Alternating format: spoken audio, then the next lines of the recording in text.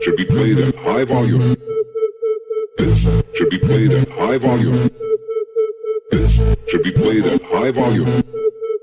Preferably in a residential area. The following thoughts on Hoppe Hour do not represent Cox Media Group or its sponsoring. Anything you hear may and will be used against you. Thank you. Voted as best local podcast in Tampa Bay by the Creative Loafing. You're listening to Hoppe Hour. What up? What's happening? This is Hoppe Hour. I am your host, Ryan Hoppe, and I'm a big fan of this guy. On the phone line, you can hear him on the Opie and Jimmy show on SiriusXM radio. On the phone line is comedian Vic Henley. What's up, dude? Well, you know, anytime I can talk to somebody in Tampa, which I believe is where you're talking to me from. What is your take on Tampa? What do you think of this grand old city? Well, you know, it's still under the. I go back to the '85 Foxworthy. Once you go below Gainesville, you lose the redneck line. So Tampa is still way north of that. So it's no, Tampa is hillbilly heaven with a beach. Well, it's gotten a little bit better. We used to be called Heaven's Gate because mostly old people that were about to die would move here. But we have a ton of younger people. It's grown over the years, believe it or not. But trust me when I say, Vic, there's plenty of batshit crazy people here in Florida. No, I agree. That's what I meant. I agree with you 1,000,000%. I think the old people moved way on down in the penis of Florida. They moved way on down towards Sarasota or wherever else. But no, yeah, there's a bastion of insanity. You're right there in the armpit of it, so to speak. When you would find out that you were going to be doing a show in Florida over the years, would you roll your eyes, or did you always enjoy the madness of this place? Well, the Panhandle and all the way across, and then again down to you, that was the area I knew the most because I grew up in Alabama, and so every vacation that we all took, where I'm from, North Alabama, you went across the Redneck Riviera from Mobile, Alabama, to Pensacola, Panama City, Fort Walton, and then work your way down. But we never went across. We didn't do the Atlantic side that much. I always loved it because whatever you say about it, it's the world's most beautiful beaches. It's gorgeous, absolutely beautiful. So, you know, despite what's going on in any other area of it, sit there in that white, gorgeous sand and have a margarita and let the toes kiss the sand, you know? Now, I'm from the Midwest. I'm sure you can tell by my accent. I'm from Chicago, and the Midwest is very bland compared to the South. Now, since you're from Bama, and now I'm living in Florida, I'm noticing that the South is a little more crazy. What is it about it? Too much free time, nothing to do. So people for 300 years have sat around, and when they did get an off day, they were just drinking and partying and talking shit. And then so next thing you know, you're racing on the beach in Daytona, or you're over here making moonshine, or you're, you know, any of the other crazy ass, you know, hillbilly things that develop because of it. But I think it's hard work and then a lot of free time and nothing better to do, and everybody starts talking shit. And so, you know, it should be the same thing where you're from, you know. Chicago is more boring, though. You've seen the Midwest. The Midwest is more proper. It's really weird. They take themselves too seriously. Down here in the South, people are more free spirits, you know? Well, I don't know. I think everybody's the same. I really, really don't see much. You know, there's city people and there's country people, and there's, you know, wherever somebody's conservative, it's usually because of church. And all the 50 states have church. And then you got the outliers of church who talk smack and act crazy and do weird shit. And sometimes they're around the city and sometimes they're out in the country. But I don't know. I hear what you're saying. The Midwesterners are maybe a little more profiled as a button-down values, and the hillbillies down south are, woo, let's go and get on the raft and go down the river. Now, over the years, have you carried on your faith, or have you moved on from being religious? I don't, you know, I'm not too religious, really. But I guess I'm religious enough to know that I don't want to make fun of religious people too much, because in case I'm wrong, then I can't take advantage of the loophole. Dude, religious people scare me, man. My mom is Roman Catholic, and there's no winning that argument. People that are so religious and so passionate about it, you're never going to even be in the area of trying to change their opinion, dude. They are so looped in, you know? Well, the crazies on every level, whether it be Buddhist, Islam, American, all the insane fringes are. You're totally right. But like, one of my girlfriend's aunt is a nun. Oh man. Okay. No, but she's friends with the nun lady that started Simone. I can't remember her last name. She started the Nuns on the Bus thing, which turned into a whole, because the Catholic Church didn't like it that the nuns were getting mouthy. Started a whole thing. And so when I would talk to Aunt Janet about it, some of the best conversation I've had about religion, it just depends on who you're talking to. Yeah. It's some of the best conferences. No, I can tell Aunt Janet, the nun, to listen to Richard Pryor and George Carlin, and she can come back and we go, Vic, the 7 Dirtiest Words are one of the most hilarious comedy things you've ever referred me to. I enjoyed that as much as when you and I were talking about Abbott and Costello. And I'm like, I love you, Aunt Janet. Now, those are cool religious people, but what do you think of guys like Ted Cruz and Rubio, where they're in that rut of being traditional? They're against women's rights and gay rights. How nauseating is that we see this in 2016? Yeah, sure. Well, it's like any other idiot in any other rut. I'm just going to collect these dolls. I'm going to collect these Beanie Boo dolls. This is going to be my thing. That's all I'm going to do. That's all the crazy cat lady. There's somebody that's, the drunk at the bar that all he wants to do is wake up and be drunk all day long. It's when you're only one-sided and have the blinders on, it's ignorant, because this is not what America's about. We were supposed to be people like me and you who have crazy shit to say and can go online or put it on the radio and say any goddamn thing we want. So. Now, what I like about you is you're very outspoken, and it just comes off very genuine and real in your comedy. Has that grown over time, or did you go into that character? I think, Richard Pryor said a long time ago in some article I read that it would take you about 5 to 7 years to find out who you are. If you're from the first time you go on open mic night until you finally are headlining and feel comfortable with what you're saying. He always thought that took 5 to 7 years to figure out who you are. All your friends might have told you, you're real funny, you should go on stage. And then when you go on stage, it still takes you a long time to navigate. And I kind of think that. So I didn't know. I knew I didn't mind standing there, and I didn't care if anybody laughed or not. But I still think it took me 7, 8, 10. Hell, I'm not sure what my true voice is.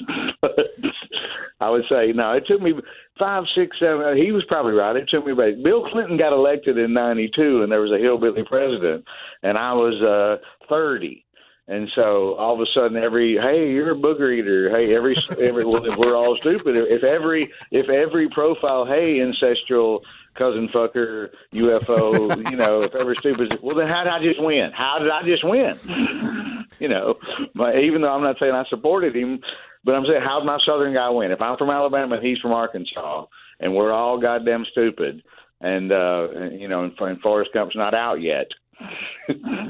So, how'd that happen? So anyway, I've always enjoyed all the juxtapositions. But what made you want to go into comedy? Because the South isn't exactly the hub of comedy like New York City or Los Angeles. So what drew you into the genre? Well, I always liked stand-up. Doesn't matter where you're from. I had access to Carlin Pryor, Lenny Bruce, all the old school. My friends and I sat around and played the comedy albums like bootleg, like sneaking it around at church camp and stuff. And so, and you would see the specials on HBO. So it was a viable, I could do this for a living. Once you saw it on television, stupid ass me in Alabama, that's a job.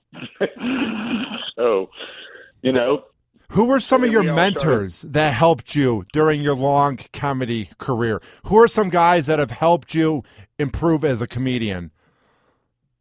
Well, Rob Bartlett was the first headliner I ever worked with, and he worked with Bob Nelson and Eddie Murphy, and they were in a trio when Murphy was like 17, and they were New Yorkers, and then Murphy got on SNL, and Rob stayed friends with him for a long time, and so I worked with him in Birmingham, Alabama, my first paid week, and he was like, you can't be. I was in Arizona doing stand-up at the time where I started, and he was like, you can't be in Alabama, Arizona. You need to come to New York, get on the road, do something. I'll get some agents to help you. And he did. And so Bartlett was great. And okay. And I just followed along and made a nickel for a year for the first 2 or 3 years.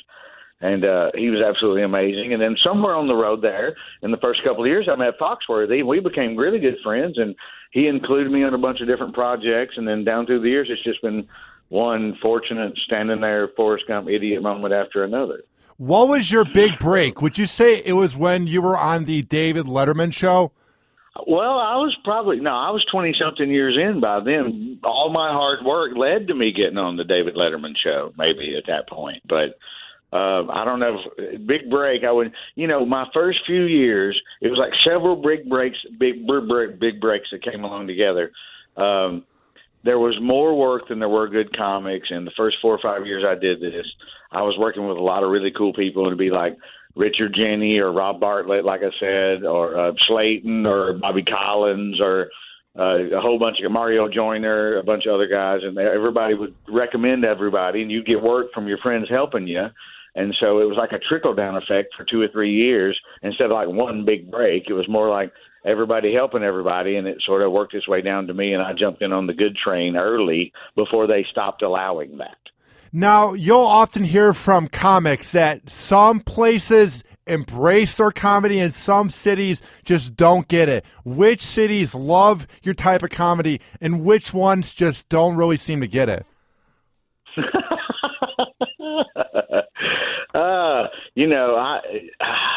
It's always, I like everywhere, really. There's not too, I haven't had I can tell you the bad one more than the good one. Every time I go to Tennessee, I've worked in Memphis a lot. Yeah. It's been great. But if I've been in Nashville, or Knoxville. It depends on where I've been. But in Memphis, I've had no trouble. But in the other two cities, it's sort of 50-50. And I don't have in all the other places, I don't have a 50-50. I feel pretty comfortable going anywhere on the planet Earth and fitting in. But somewhere, sometimes in Nashville and Knoxville, it can get a little, what the heck? What? Huh? Now, when that's happening, what is your key to making it work? Do you switch the subjects, or do you just keep doing your act and hoping that they'll embrace it? What is your key to making it work? Well, it depends on the gig. If a corporation is paying you a whole bunch of money and you might lose the whole check if you go, well, if in your brain you go, well, if I just switch this to dirty, I could fix this, but they're giving me $10,000, so I can't switch to dirty. So I've got to just sing the wheels on the bus and eat it. So, all the situations are different, but say you're in a club and it's not working where you can go any way you want to go, then sure, you try every arrow in your arsenal. That's still true to yourself. In a club situation, if they still have, and then by the end of it, if they're not getting anything, you're like, well, okay, then I've fired every arrow. I don't have anything. Sorry. Sorry you don't like it. I don't really care. Now, what is your key to having to deal with hecklers? Do you get mad at them? Because some comics will go off, and then some comics just are nice to them. When you have a heckler, how do you deal with them, Vic? Oh, it's easy. You just put out the fire immediately. I don't get mad, but I put out the fire immediately. I'm not gonna. That's the stupidest. That's no problem. That's just like that's just like sweeping up dog shit. That's no problem. That's usually. Other than someone jumping up and running at you, which it never. One story in 30 years of crazy shit happening. So. No, it doesn't matter. Those guys, it depends on what you're doing. We were talking about this the other night in one of the clubs where a couple of guys had shows where they were taping a television show and someone heckled them, and they just stopped the set. And you're going to heckle me on the TV show, really? So I just find it sad because people are paying to see you do your act, and you have a few of these jack-offs that just want to ruin it for everyone. The person that goes to a comedy club and tries to ruin it for everybody really gets me mad. You know what I mean? It's the stupidest thing ever, and every comic has talked about it now. And I did Lewis Black had a bunch of us on a couple of comedy cruises a few years ago, and he went out every night and opened the shows. And even some nights he'd do long sets, sometimes short set. But he was basically just hosting the thing, and the people that bought tickets for the cruise could not come to see our shows. They had to have bought the specific ticket to see Lou because he was not going to be censored on the cruise ship. And every single night he walked out, and we were there 7 nights. And the first 2 nights, he's like, shut the fuck up. Don't take it. God damn it. Fuck you. You know, and he was really, and they were like, ha, ha, ha. And I don't think they thought he was serious. And a couple of people still screamed out the first couple of nights. Sunday, Monday. So by Tuesday, he walks out and he's like, motherfuckers, I've told you. And they all think it's him with the anger that he's just joking. He's like, I'm not goddamn joking. You're ruining the fucking show. I'll give you your money back and helicopter you off this motherfucker if you don't shut up right goddamn now. And everybody was like, oh, fuck, goddamn, are you serious? So. Now, a lot of times when people go on cruise ships, crazy shit happens. During your time of performing on these cruise ships, has anything crazy ever happened? Well, my worst one, well, depending on, on that particular trip with Lewis Black and Kathleen Madigan and Dom Herrera, and I'm name dropping a million. I think John Panette was on that one. And John Panette, the late great, who's absolutely amazing, and but a large fella and kind of short. And we were so crazy carrying on the balconies one night that we thought that even though it wasn't possible physically, it's like, the bumblebee's not supposed to fly. We thought the ship dipped and the net was going to go over the rail and we were going to lose. Are you serious, dude?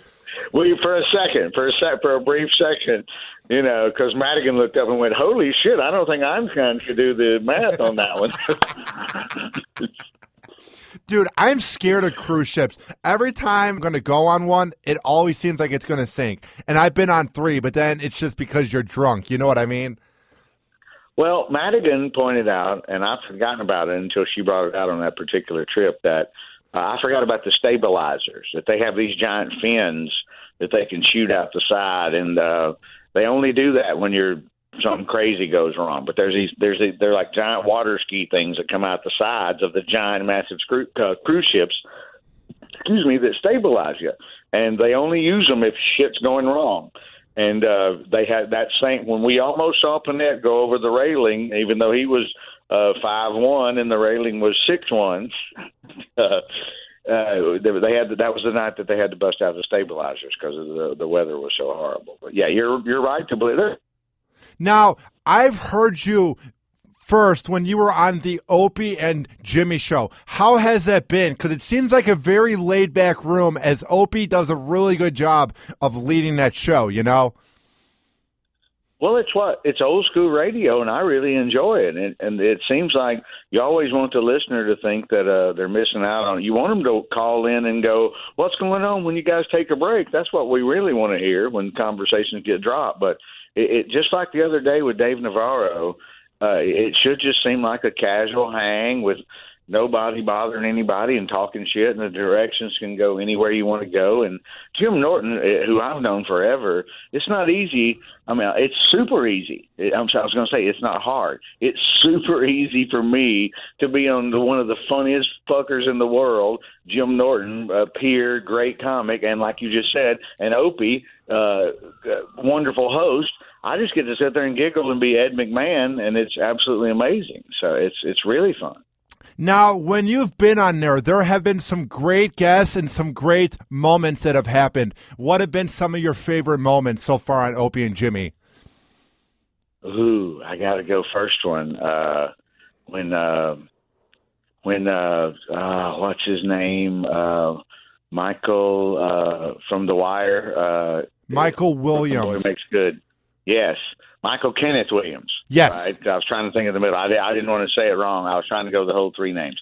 But, yes, when he told the story of how he got the scar on his face and the guy had the razor blade in his mouth, we were all just sitting there. It was dead silent in the studio because they'd known him forever and they'd had him on because of he was Omar on The Wire and everything. And I knew his work. I knew him from Chalky White on Boardwalk Empire. Great show. But we didn't know he was going to go into that. We didn't know, and then I didn't know until later when I asked them as many times as he'd been on, and he did a cameo thing for one of Norton's comedy specials, and none of them had ever asked him the story about how he got the scar on his face. I'm pretty sure. And so he rolled it out that day, and we were all just sitting there mesmerized. And I was sitting in the chair next to him, and I was like, man, Forrest Gump is real. This is amazing. And I wrote something like that stupidly. I don't put a lot on Twitter, but I posted that. I totally posted that because I was fixated. It was super interesting and amazing. And J.K. Simmons was also really, really good. What's the wrestler's name? Chris Jericho. He was really silly and self-deprecating, and he brought up the fact that he'd done a Price is Right sketch, and he even though he just had the little trunks on, he still had the thing on his chest that said Chris,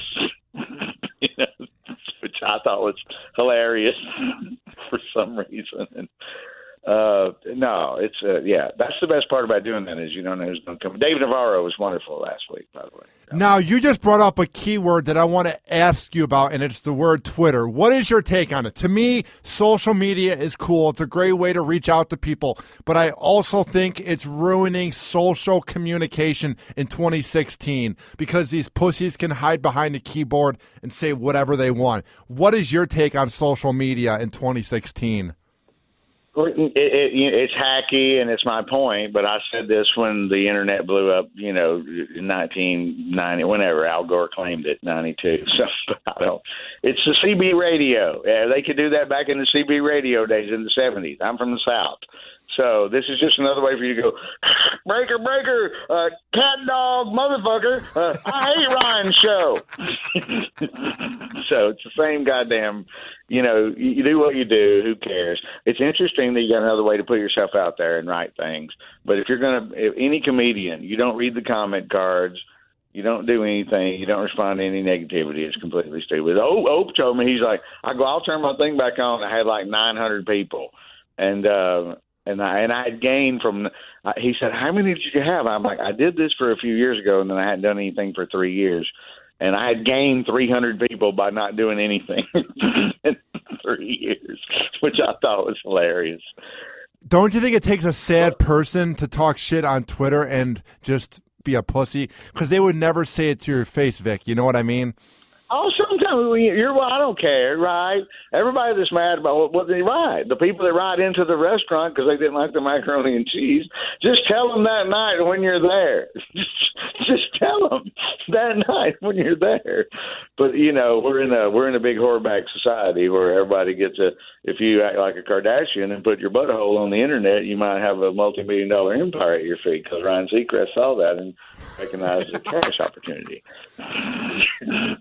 What do you think of the good old Kim Kardashian and that whole clan? I think they represent idiocracy. The fact that you can open up your legs on camera and get famous, how sickening is it, dude? No, man, every girl that's, they're lucky that only a lot of gay men watch these shows because real women that are cool and powerful and do stuff would not appreciate anything these whores are doing because they're just whores. They're fame whores. Thank you. They're just giant, awful. They are leading the skankification of America. That is perfect, dude. Awful. Because I feel like no one wants to say it because we're so PC that we just say, oh, they're models. Oh, they're a part of fashion. No, they're lucky because they have good looks and they're no different than any other hot girl, but one of their sis made a porno and got famous. Like, it's actually sickening. They have no morals, dude. I think it's the old South, as usual, and I always defer to South Park. As my bibliography, Spoil Stupid Whore was the episode with Paris Hilton and all that. Yeah. And so anytime you want to go back to any really big social issue, South Park has nailed it 3 years before it happened. And more succinctly, more brutally, more satirically. They're one of my favorite.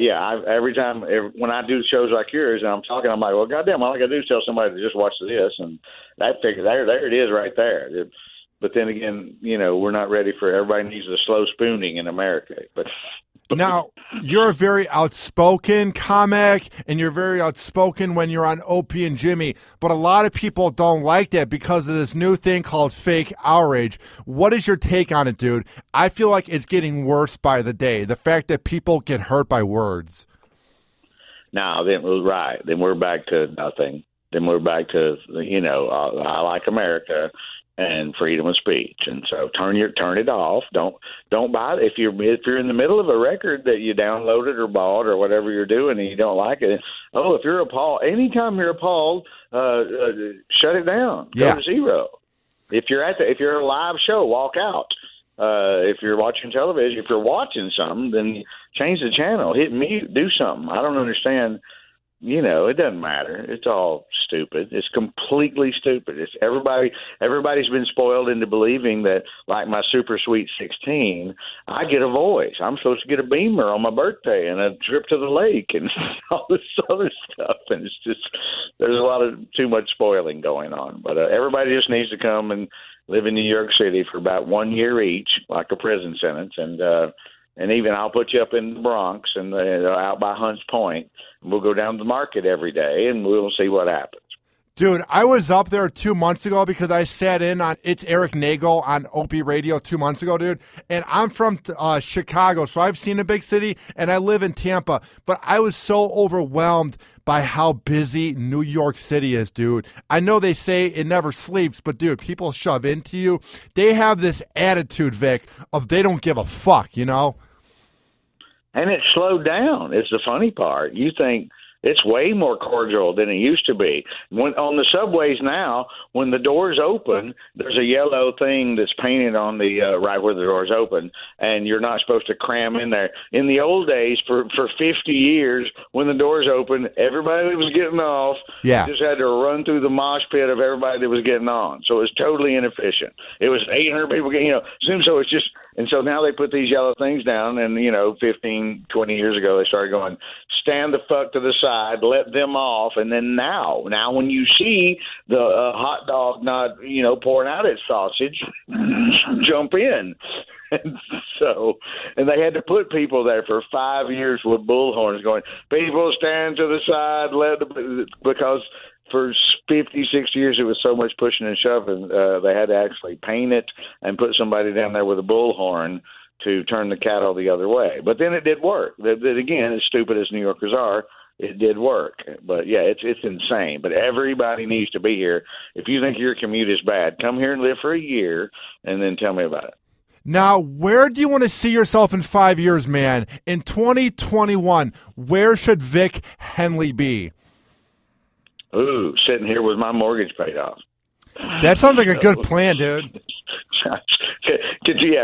Doing what I just did today, which is it's springtime, hosing off my back deck, making sure there's propane in the grill, and calling some friends to come over and enjoy the sunny weather. That's all I can ever say about every year, or 5 years, 10 years, 20 years. That's what I love about you, man, is you're very laid back. You have this very traditional attitude. So what are some of your upcoming shows, and where can people find your work online?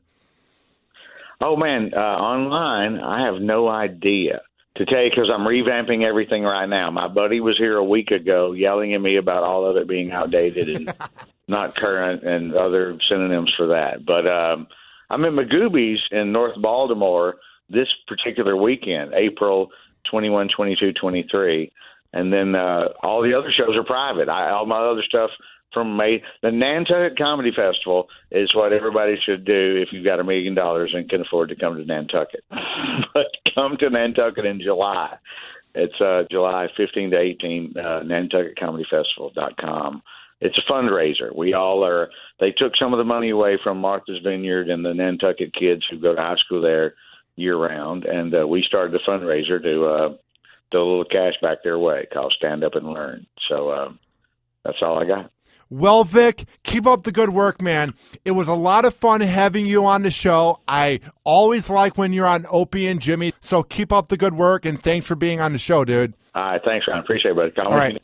Have a good day, dude. Appreciate it. All right, bye. And that was comedian Vic Henley as he was on Hoppe Hour. I always like when he's on Opie and Jimmy, So it was really cool to have them on. Now, if you're a fan of Vic or you're a fan of Opie and Jimmy and you want to check out more of my show, it's not rocket science. It's not hard.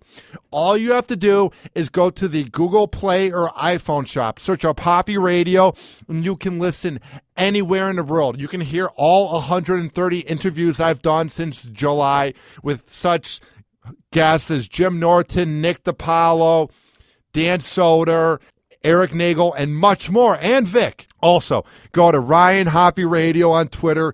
Email me, ryanhopperadio@gmail.com, and go to my website. Of course, ryanhopperadio.com. This has been Hoppe Hour. I am your host, Ryan Hoppe, saying peace out. Hoppe Hour. Hoppe Hour.